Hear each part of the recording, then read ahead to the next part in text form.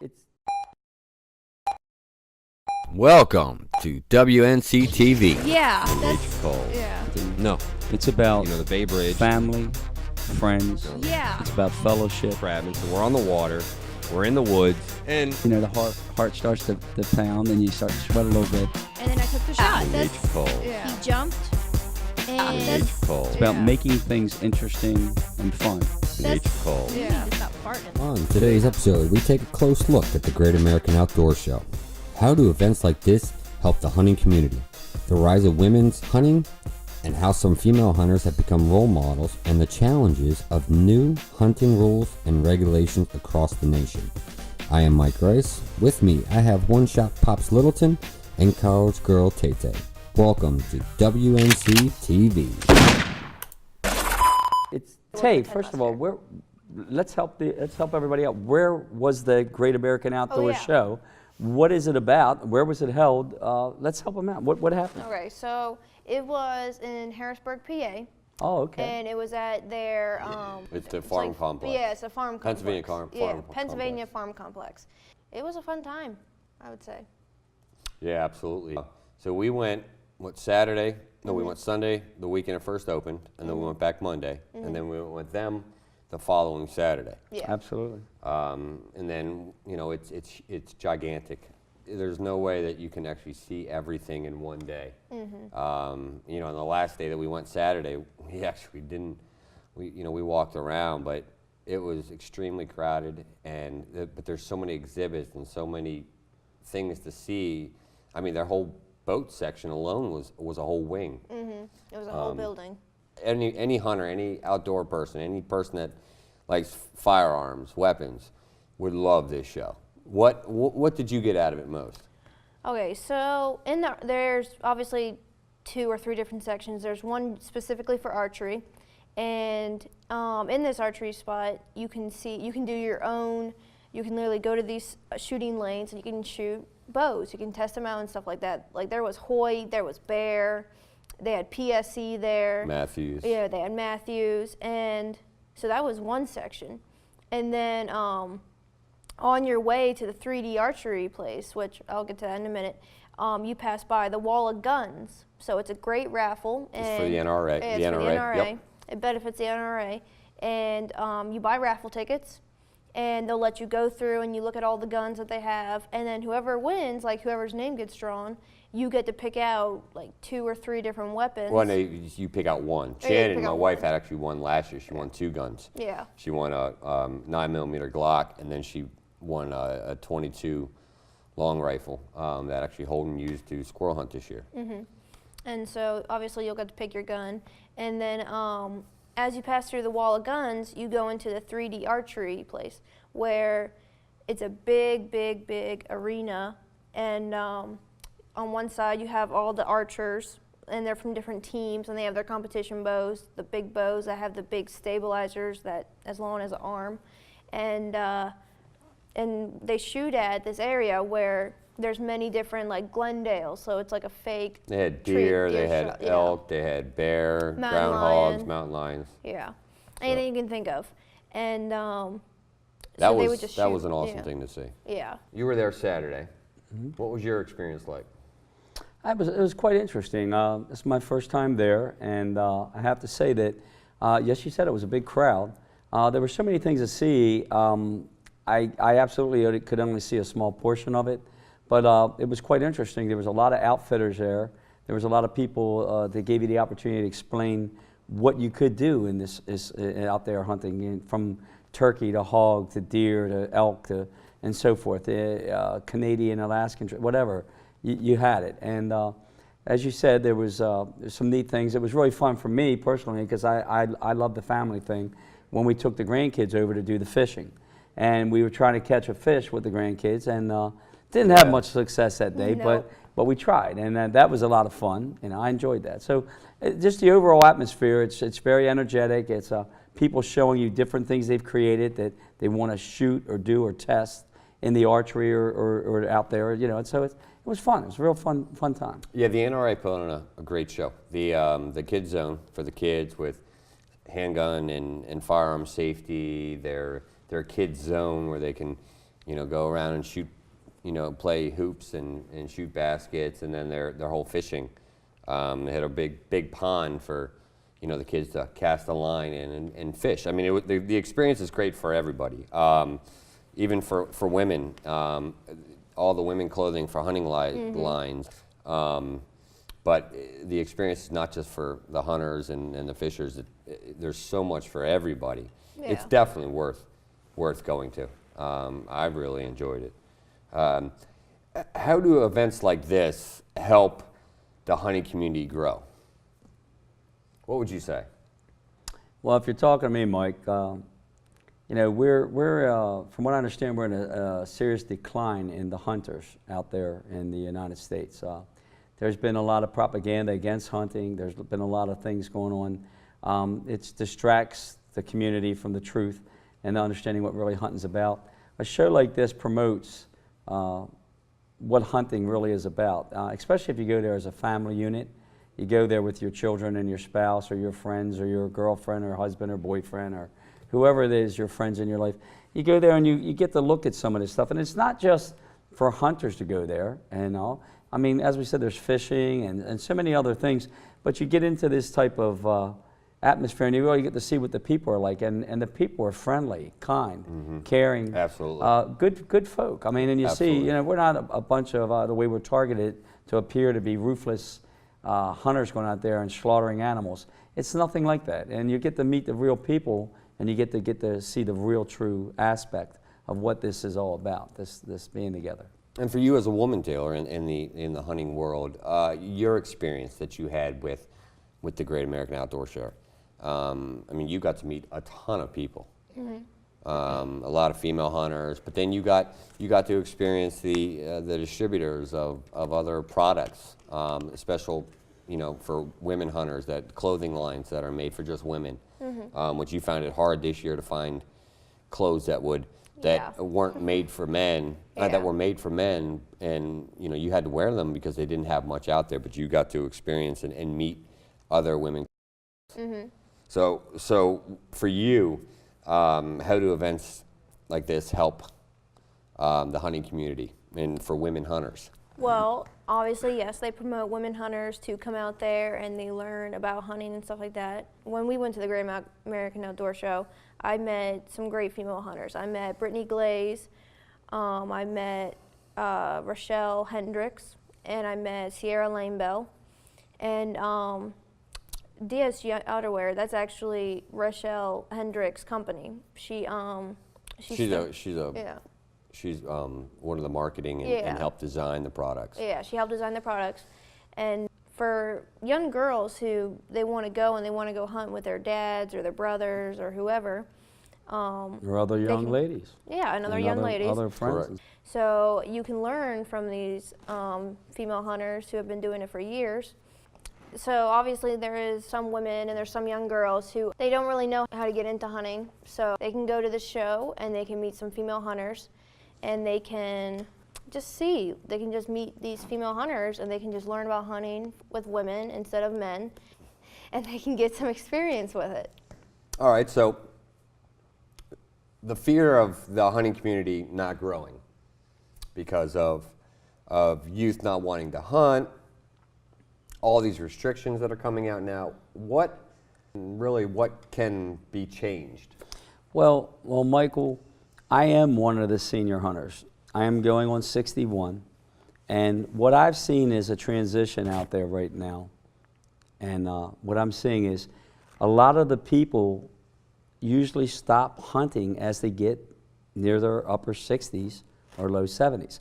Of course, this has to do with health and aging and all, but so what I think's happened out there, and I think there's articles and all being written now, is the older hunter, which was predominantly male, is exiting the hunting force. The group, they're not there as much anymore. It's not as prevalent. And now the hunting blinds and stuff like that can help, but when you come to an event like this, it's really critical that the older hunters, whether they be male or female, and the people that are out there, the fishermen, crabbers, or anything, get the young people involved if they haven't already, if they've missed that on the opportunity to take a child or take someone you love, a youngster out there with you. Now's the time to at least get them to these shows. Get them an opportunity and find out how they get them actively involved in fishing or hunting or crabbing if you can't or not are participating like you were as much. And it's really important. And you know, we've got to educate this young group and let them see what it's like to walk down a field with someone you love, a son, a nephew, a friend, a cousin, a daughter, or someone, and walking down in the morning and the sunlight's coming up over the trees and so forth, and just experience those woods or that water as the boat breaks over the waves and so forth. You know, get them out there and let them experience that and see what they're missing, how important it is. What do you think? Do you agree with that? Or? Well, I mean, in today's society and generation, the youth, I mean, they got video games that they're actually deer hunting. And they're challenging. So when they're sitting in front of them and, you know, in 70-degree weather in their houses, they don't have to go out and sit in a stand where it's 30 degrees. Now think about that. It's quite similar to sports. Yeah. You know, do you sit at home and watch the football game? Or do you go buy tickets and get into the stadium? In the stadium, it might be 30, 40 degrees. And you're cold in the air, but you're with a big group of people cheering. It's an atmosphere that you got to experience to really appreciate. The same way, you could sit there on your couch and you can watch the game and drink a hot tea or coffee or a cold drink or something to eat. Same way with the kids. It's a challenge. They can be involved in these video games, or they can be up in a tree stand with you. You know, what do you want to pass on to them? What makes sense? And I'm not saying either one's bad or good, but you know, where are we at with this exactly? Well, and then my generation, you know, I'm 38. You know, a lot of my generation isn't hunting anymore. Jobs. Do you think they even started? Do you think they missed the boat? What are your thoughts? I would say, you know, with the combination of different sports that they were able to play in high school and then even growing up, it was more of a push to play baseball, football, soccer, even lacrosse now. Absolutely. And getting out in the woods and actually hunting wasn't. When I was growing up, that was the same situation. We were into wrestling, fast pitch, you know, hardball, basketball, soccer, lacrosse, all these different sports. That's not taught in high school. That's not taught, you know, hunting and stuff. You do have some archery and certain things, but it relies basically on us to, you know, give this as a gift to the next generation, the opportunity to learn how to do this. It's really important. And there's so much to it other than just the hunting part. It's the camaraderie. It's the joining together and coming together. I mean, we need to give the kids a chance to see that. Correct. And then, you know, you're in that generation. And what made you get into it? You know, why you stated before and other things that you wanted to hunt earlier in life, but just didn't have the opportunity. Yeah. And then when you were presented with the opportunity, what keeps you in the sport? Okay, well, when I was in high school, obviously in the springtime I had softball, but in the fall time there was nothing for me. There was nothing for me at all, and yeah, in earlier years, I really wanted to get into hunting with my Uncle Nick from my mom's side, and I couldn't. I didn't have the opportunity. We didn't know how to. What stopped that, Taylor? Why didn't you get to go? Well, because I didn't have the opportunity. You mean, did he offer to take you and you just didn't go? Well, or no, did no, you, he offered to take me, but we didn't know about the safety course and stuff like that, and he just said that to me one time, and we didn't really take it seriously. But, and so then, like a year ago, my little brother Holden started, and you know, just seeing him get a big buck and stuff like that. And at the time, I was in the hunter safety course. I was taking online hunter safety courses. And I just love being in the outdoors. I've loved being outside the entire time. I was never on a device, ever, when I was a child. And I love being out there in the nature. And when I got my first big buck, I fell in love with it. I did. The waiting and the, you know, just the sitting still and just listening to the wind and stuff like that, it just intrigues me. I just love sitting out there. So with possible gun and property and hunting regulations, could that be also an effect of why the kids aren't getting into hunting? With bans on certain weapons and hunting, certain states only require you can only get $1. Certain states you can get $3 with a stamp. With those regulations and the shortening of the season, sometimes, like there are certain states that are now October to the end of December. With those regulations, do you think it's another reason why the hunting is not growing in today's generation? Well, Michael and Ted and everyone knows that regulations absolutely impact anything that we do. I've always been harsh myself on most regulations from my standpoint because I feel a lot of regulations are made to idiot-proof or to hurt the people that really do follow the rules and all. Generally, I don't feel that as many regulations as we have that it's necessary. But in general, if you look at the people, the young children and the young people growing up and coming up, they're probably not even cognizant of regulations and all that you and I, for instance, have come to understand and tell. But the biggest impact, I don't think, on the younger generation will be regulations and all, as much as they do affect things. It's really it's like anything. It's like your family teaching people proper manners, how to eat, saying the Lord's Prayer, talking to God, going to church, how to treat people, respect in life, anything. It's the same situation. What values are you passing on to your children and your grandkids? And were they a part of your family, or do you want to reach out to this new values and new things to do? I think that's the biggest inhibitor of what's happening. That's stopping this from happening. It inhibits. We don't have that atmosphere out there. We're just not. It could become a pastime that's dwindling. Well, what about with farmers and people that have the property that are now selling?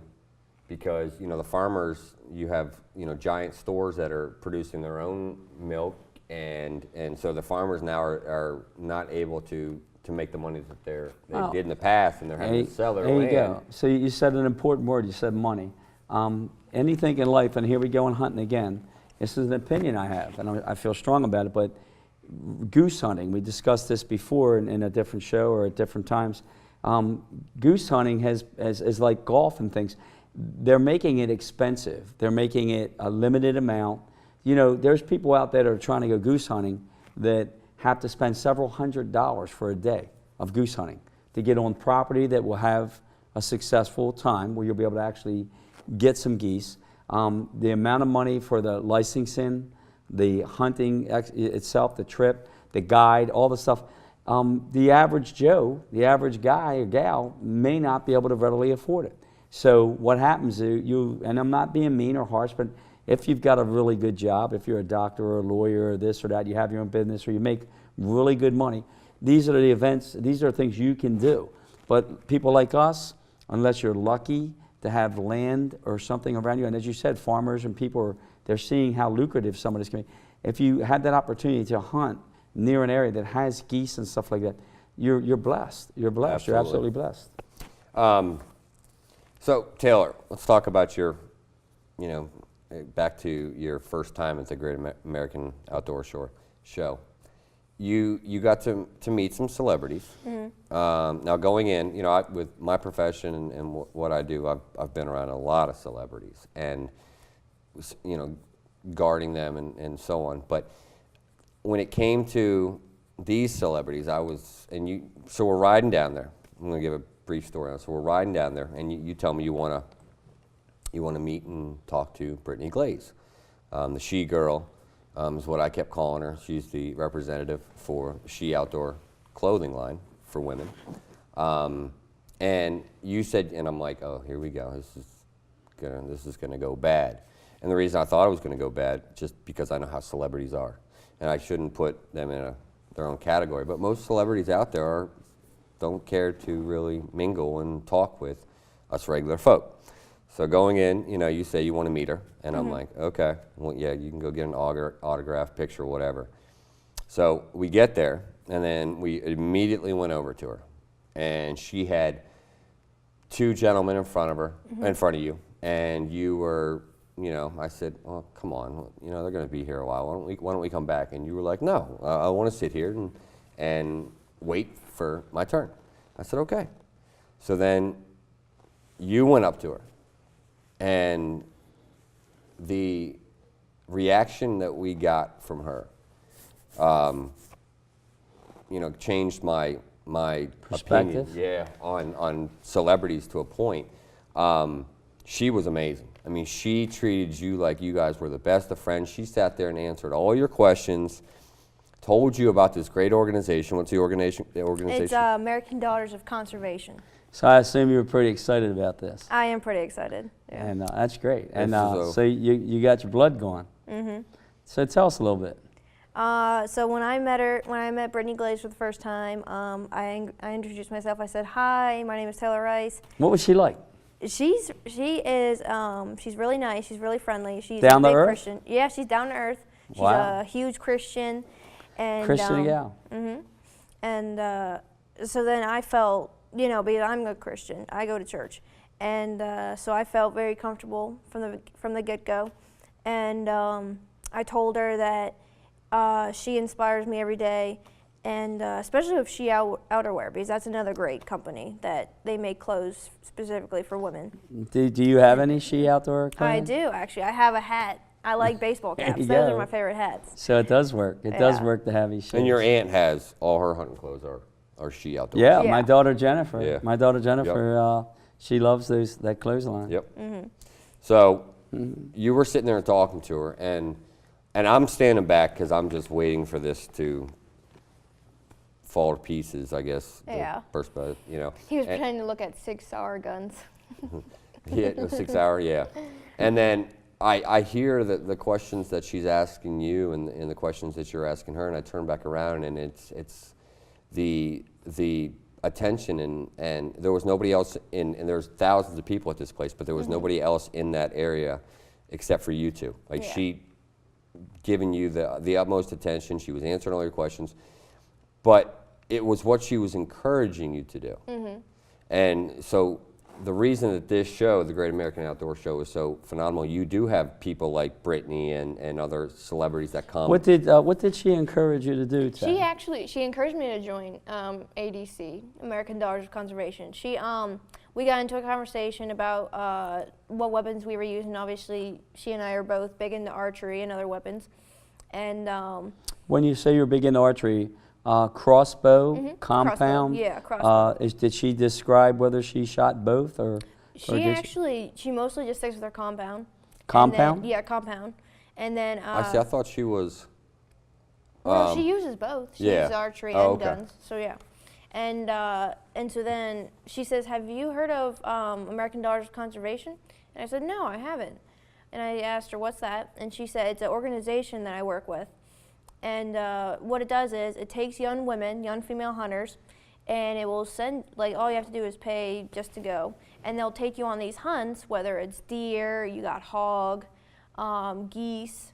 And you got one coming up yeah. in June, I believe it's June, isn't it? June or July, yeah. You're the Maryland chapter, which there's some females from Maryland that are in this chapter, Yeah. and you're all going to go down to Georgia. So that's interesting. So you're getting ready to go on to a hog hunt, and there's a Maryland chapter. How many young ladies will be going with you on that? Well, to be honest with you, all I know is that there's 2 officers in Maryland. Like, that's what they call themselves. They're chapter officers, and there's many different states. Like, So they have this states hunt you're everywhere. going on, do you know if there's 2 girls, 3 gals, 4 gals, or who's all going? Do you know yet? To be honest with you, I don't really know.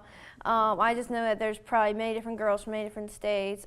Brittany Glaze says she'll be there, and obviously, if the girls from Maryland are gonna go, then hopefully I'll be able to hitch a ride with them, and then we'll go down to Georgia to hunt up some hogs. Well, that was one of the things I was thinking about. If Yeah. you're knowledgeable of who's going, there's an opportunity for you to get together and go as a group. And I was Yeah. thinking, do they promote that, or do they want you to go as individuals, finding your own?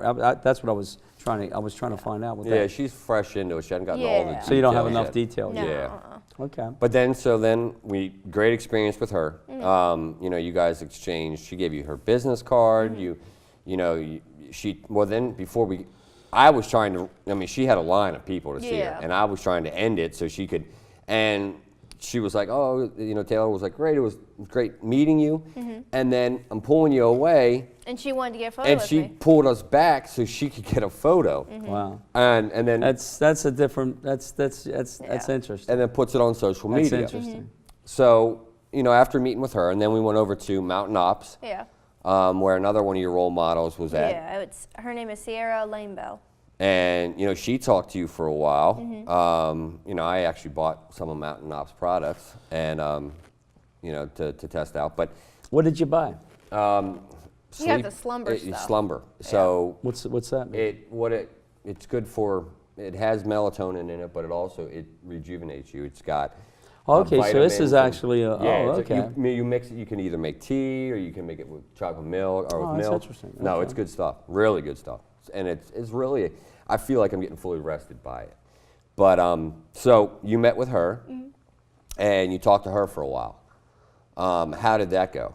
That went good. At first, she was helping some other customers, and then I waited patiently, and then she started talking to me, and we just got into about her many different products and what weapons she prefers. She prefers archery, and then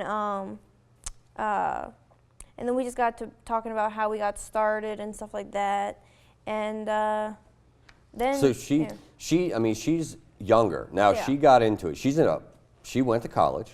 She got her accounting degree, yeah. and she's actually a CPA. Yeah. But then decided to get out into the more of the hunting environment and the hunting industry, and is working with the hunting industry to promote women hunters and also.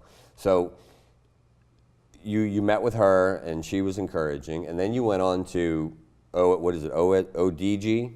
DSG. DSG clothing line, and that's where you met. Rochelle Hendricks. And tell us about that one. That one was good. So DSG is doing something great outerwear. It's specifically for women, and right now they're mostly using Realtree Edge, which is the latest camo pattern Realtree. from Realtree.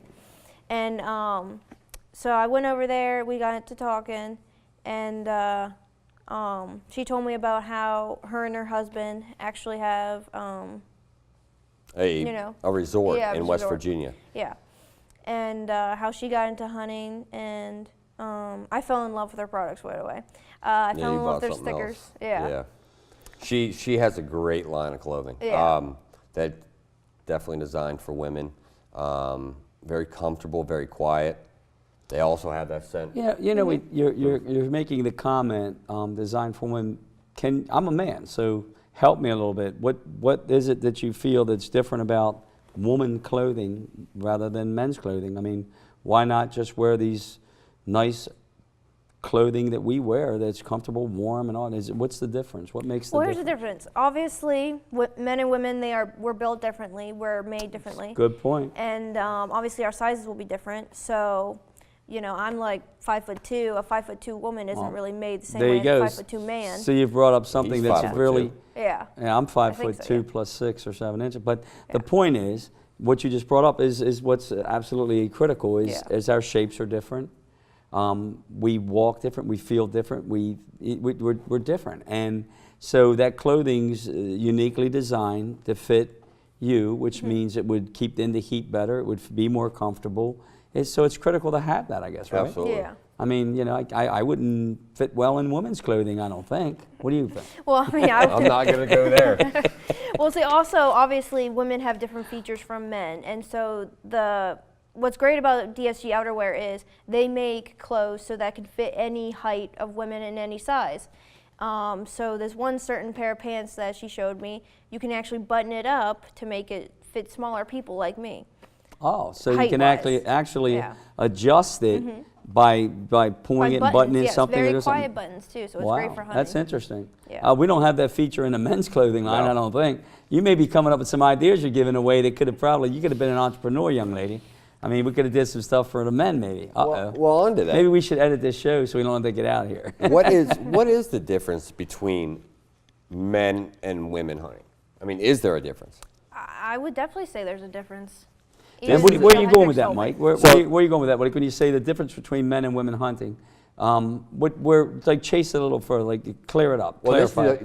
this year was the first year that you actually hunted with a woman, correct? I would say that is absolutely correct. So what are the differences from your 20 years or so of hunting with just men to now having a female in your hunting camp?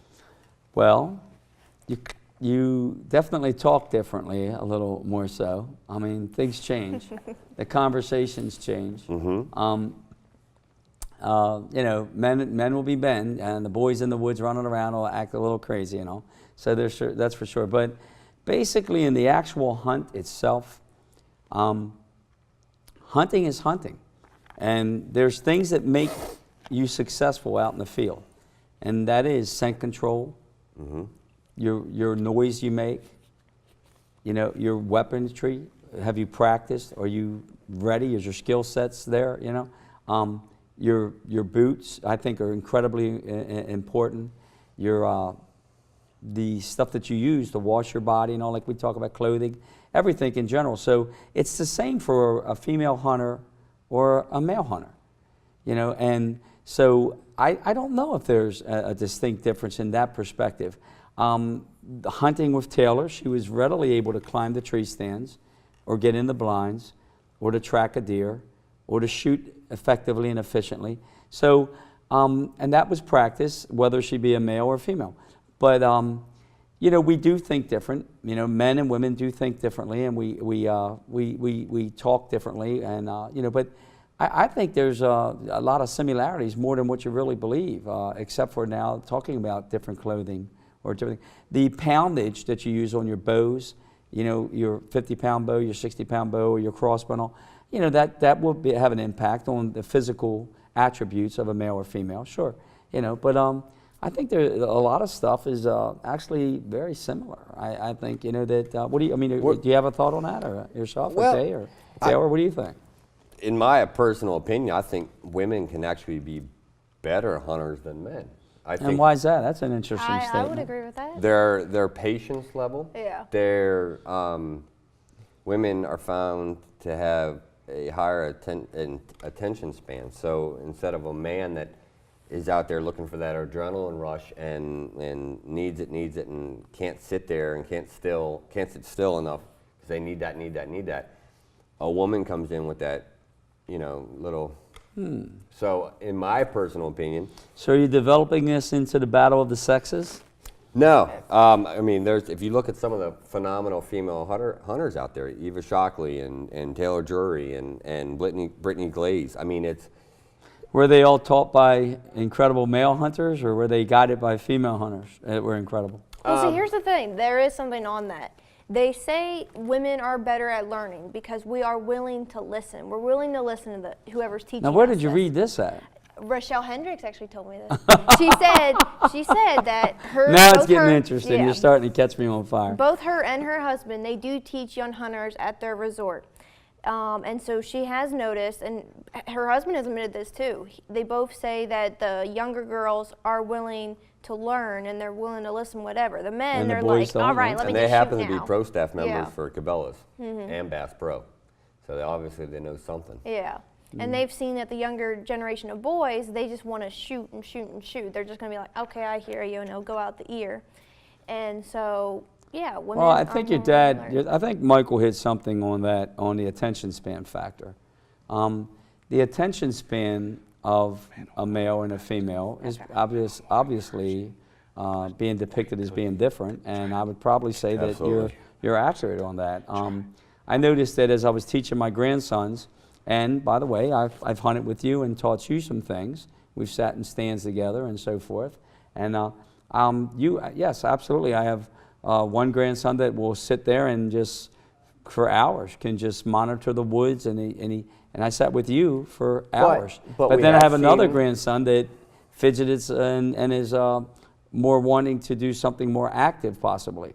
And so I get it. I think it could be personally just the person itself, but maybe there is something to that. Maybe the male hunter is differently, you know. But we're starting to see that with, you know, Ra getting older. You know, that because he's in action sports. I mean, he's a phenomenal baseball player. He's a football player. Well, Ra is a hunter that is absolutely been hunting since he was 2 years old. Yeah. And he sits in that stand or that blind or just patiently for hours. I got to give him credit. He Well, does I mean, quite a that's job. true. That's true. We have seen that. But also, men are more competitive.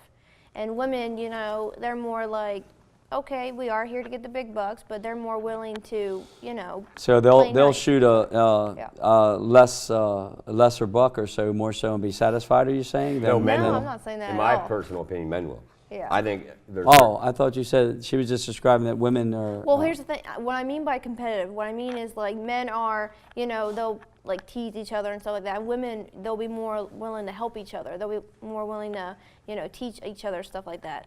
And, you know, women are more patient too. So, you know, Ra, yes, he can sit in a stand too, but I will gladly sit in a stand all day if I wanted to. That is actually true. And I think the men's ego when it comes to saying they killed a buck and they killed a doe is a lot more than the way the female looks at it. Yeah, a female has, in my personal opinion, has more of patience to wait for that 8-10 pointer, where a man sees a nice young 6-pointer buck will take that shot because he's afraid he might not get that another opportunity.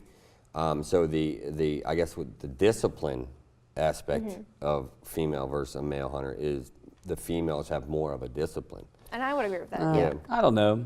I guess it's something to debate about. I guess to me, school's out on that. I don't know if we have enough data or information to prove that, but at least it's a good topic to discuss. I don't know if we can promote that, but it might be possible. It might be true. Oh, you don't want to admit that there might be better female hunters than you. Oh, I would not, absolutely, I would not say that that's a possibility. I'm sure that there's female hunters that are absolutely a better hunter than I, and they probably have something that, you know, an attribute of some sort. But overall, you know, I would say I don't think there's enough data, honestly, to support the fact that a female hunter is, you know, more patient or any of that. I think that will come to fruition as time goes on, and if we see, you know, they say it's always proof in the pudding. You know, let's see the success rate. Let's see what happens out there. And it wouldn't be fair to say that now because there's way too many male hunters versus female hunters. So you have all these men that have killed, taken these harvested animals, and just not enough females out there doing it yet. But hey, the girls are doing a great job showing us, hey, we're out here, we're making things happen. And it's a good thing to talk about. Yeah, and obviously, you know, they're both men and women are very good hunters, and it's all about helping each other out and stuff. In your opinion, Taylor, how are women celebrity hunters, like a Taylor Jury, Brittany Glaze, even Rochelle and Sierra, how are they different than some of the other celebrity role models out there that are not in that industry, not in the hunting industry, in your opinion? In my honest opinion, I would find female role models they're a lot more patient. They're not all about drama and stuff like that, especially the girls I met. Many of the 3 girls I met, they're just all about helping the younger generation. And so comparing to them to another role model that's famous, like Taylor Swift or Kim Kardashian, Kendall Jenner, stuff like that. I would say they're a lot more friendly. They're more willing to help you out and stuff like that. And you know, you hear all this bad stuff about the famous people like that, but the female hunters, you know, you hear, oh, you know, Brittany Glaze does American Daughters of Conservation, so they help younger generations and stuff like that. And you know, you see them on these shows, and they're really helpful on these shows if you watch the shows. And so what would be a way for you to influence other females that are your age, women that are your age and younger, to get into hunting? And is it only hunting? Are we talking only hunting? Or are we thinking fishing and crabbing and any of the outdoor sports, or even shooting clays, you know, and pigeon and stuff?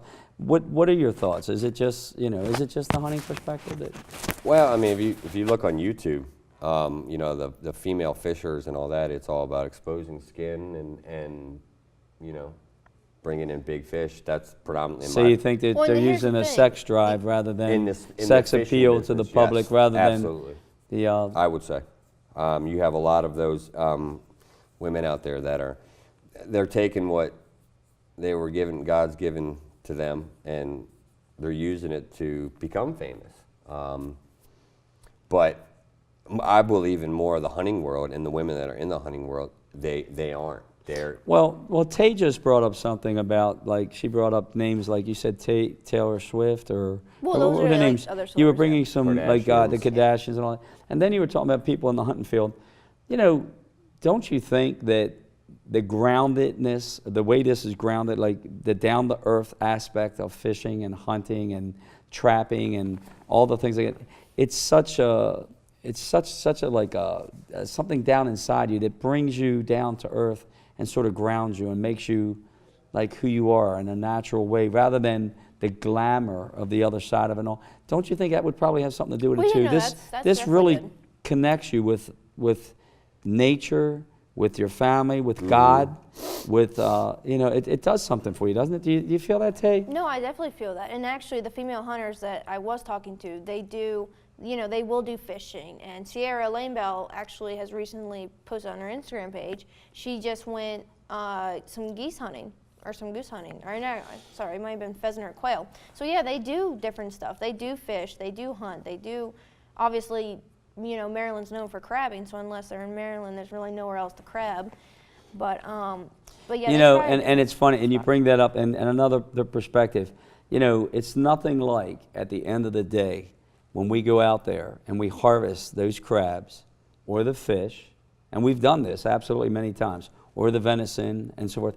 You go home and then you prepare that meal right out of the ocean, right out of the bay, right out of the woods, organic, fresh, and you sit around and you eat it. And I don't know if there's a better thing to do than to break bread and share fresh, organic meat and seafood. And I mean, isn't it absolutely delicious? And you cook your corn and your potatoes and all the other things, and you sit around and you share the day and you talk about the silly things that happen and the serious things. It's quite the experience. If you haven't done it, you've missed out. Would you agree? I mean, Oh you've yeah, missed especially out. with the Maryland crabbing. I mean, let alone, you know, the suntan that you get, but the fun of it is when you're out on the boat. I mean, that's a lot of fun. Now you're exhausted at 8 o'clock when, you know, after you sat down and you cooked the crabs and you ate them and you got a full belly, you're beat, and it hits you. But it's a good kind of beat, Oh, isn't it? my It's a kind of like, wow, that was kind of that like was an something. accomplishment, It's you an know? accomplishment. Like, yeah. You feel good about it. Yeah. You know, people don't know how to harvest their own food. A lot of people don't know how to grow their own crops, harvest their own food. We're sitting at this table. We can really feed our family. We can actually go out, catch seafood, the venison, and feed our family a meal. And we can grow our own corn and our own potatoes. And all. We've done it. We do it. You do it on your own. And it's a unique feeling. If you haven't, like I said again, if you haven't experienced it, and doing it with the people you love and the people you care about, it's a neat feeling. It's sort of what's the term? It's sort of just, it kind of releases, it kind of gives you a good feeling. Like hey, I'm okay. I'm all right here. I can make things happen. Absolutely. Isn't it? So what, in your opinions, what do you see for the future of female hunters? Well, hopefully, you know, with the different shows, different hunting shows, and different opportunities available to young female hunters, I would hope a lot more of the girls would come in and hunt and stuff like that. I just think it all matters on just like asking, like family members, you know, asking their young girls, hey, are you ever interested in coming? Because you should come. And, you know. Encouraging yeah, them. Encouraging. Yeah, we in our own family itself, I have 4 daughters, and I have granddaughters, and and I'm absolutely going to stay on top. I've already taken my youngest granddaughter, not the youngest, gosh, the youngest is Maylee, but Kylie, the second youngest. I've had her in a tree stand with me and hunting, and she's seen deer, and of course I've been with you, and I'm going to promote it more, even so, as I'm learning this myself with my own daughters, Jennifer, Shannon, Christina, so forth. I'm going to try to get them out in the woods with me and experience this. This is awesome. Yeah, absolutely. So I believe we're going to see a lot more. I believe we're going to see a lot more. I mean, you have role models out there that, you know, let alone just Brittany, because we've had firsthand, you know, encounter with her, in the way that she's so optimistic and so encouraging and loving and pushing these girls. And then you have, you know, Taylor Jury, who promotes, you know, the female hunters and then even the other women. I absolutely going to believe we're going to see a ton more, as long as our generation encourages it, and parents, you know, don't push their kids into go play soccer because everybody else is playing soccer. Don't go or play lacrosse, baseball especially. or lacrosse. Actually listen to their kids, and if the kid shows an interest in it, find a way that he can do it or he or she can do it. Just don't push them into the everybody else sport. Well, Mike, you just hit it. You just hit another point. You just said pushing, but the real fact is there are no avenues right now that are readily set up like a structured system like soccer and baseball and football and basketball, and you could go on. Of course, in this here, it relies absolutely on each of us and anyone else in this field to send this forward, and they get this message out, and they get others experiencing it. And once people get the opportunity to see the fun and the good times you can have and what it's all about, I think that it will move on itself. And it's awesome that the women are getting more and more involved. And it's critical to you to express to them what you're seeing in it that makes you happy. I mean, I can't think of a better day than when I'm sitting in a tree stand with you and with Kylie when the sun was coming up, and we're joking a little bit quietly as possible in the woods, and we're messing with each other, but yet when, you know, we seen that first animal together, or we heard the grunting of the deer in the distance, it was wild to look into her eyes and see that excitement and like, oh my gosh, what's happening here? What's going on out there? And to see that animal, it's beautiful. It's really beautiful. And one thing about, you know, these sports, you know, these hunting shows on TV, and there's new shows coming out that are promoting the public land hunting, and I mean that's how you started. Was public Absolutely, land. public land hunting, and I'd tell you that's some of the toughest hunting I've ever done in my life. Public land hunting, wow. You have a lot of people walking in the woods that are not scent controlled. They're not quiet. They're not safe hunters. They're wearing clothing that gives them away, movement, actions, you know. But public land hunting can be incredible if you want to take your time. I mean, I had success on public land, but it wasn't as easy as private land. Absolutely not. And that's an interesting topic one day to talk about. And then, because everybody's not fortunate enough to have farms and leases and places. And abilities to do it. Yeah. And so the only opportunity they have is public land. And so, you know, these parents out there that, oh, well, we don't have a farm to hunt on, we don't have land to hunt on.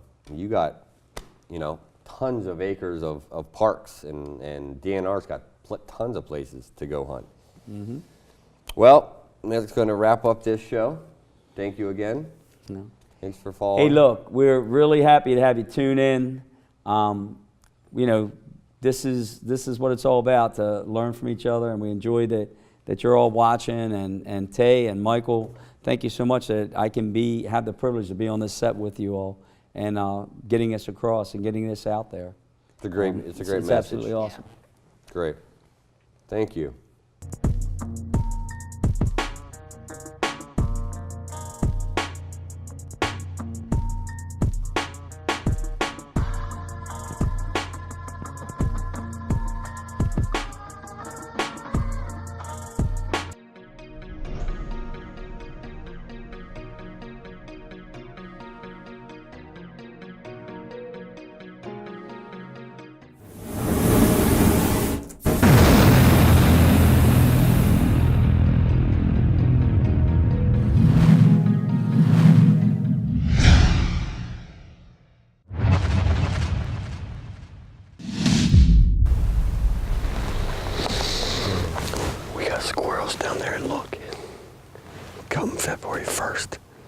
And second, when we're shooting squirrels, we're not going to have anything.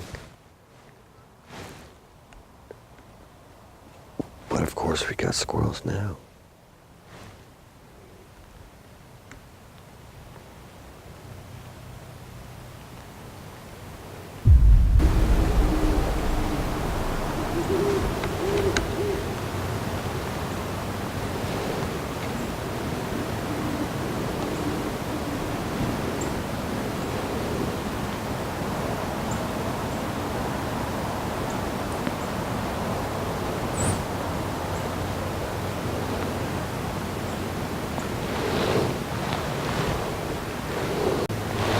Well, guys, just had a fox go by down my trail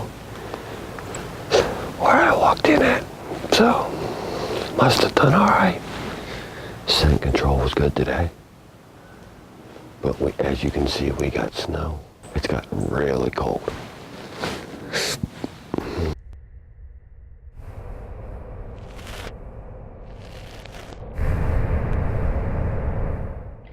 It is January 19th. Yeah, January 19th, Saturday, 2019. This is the evening hunt for squirrel hunt.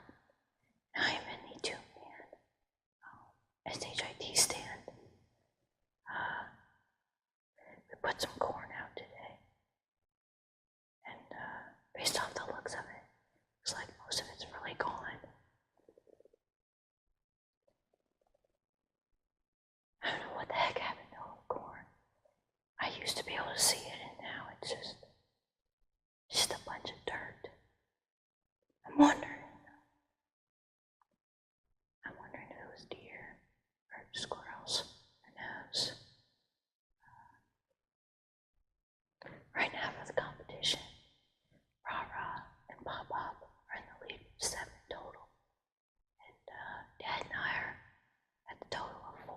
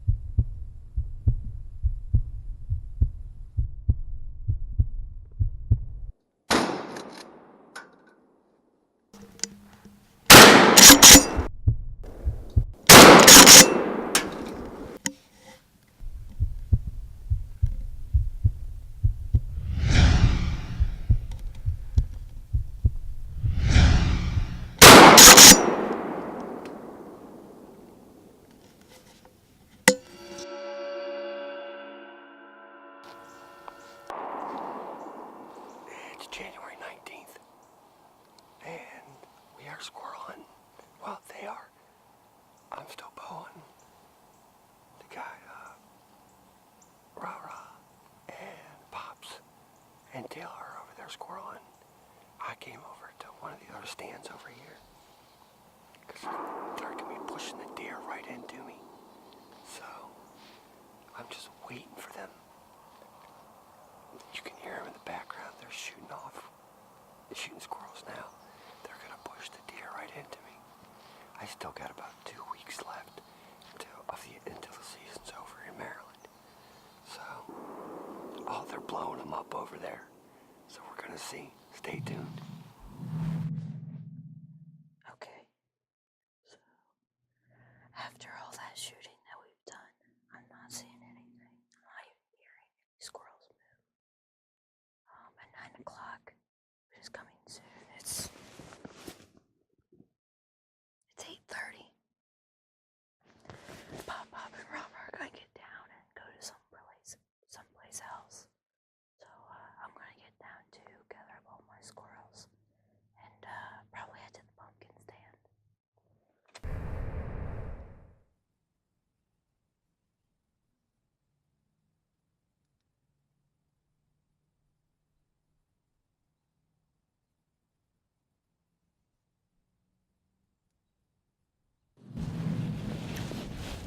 gonna be nuts today. It's 13 degrees. The wind's about 20 to 30 mile an hour gusts, but then continuously between 15 and 18 miles an hour. I'm still bow hunting, trying to get a buck off this property today. Taylor's squirrel hunting. We changed up her 870 Remington to, we had a modified choke in there. We're gonna try full choke with 5-shot.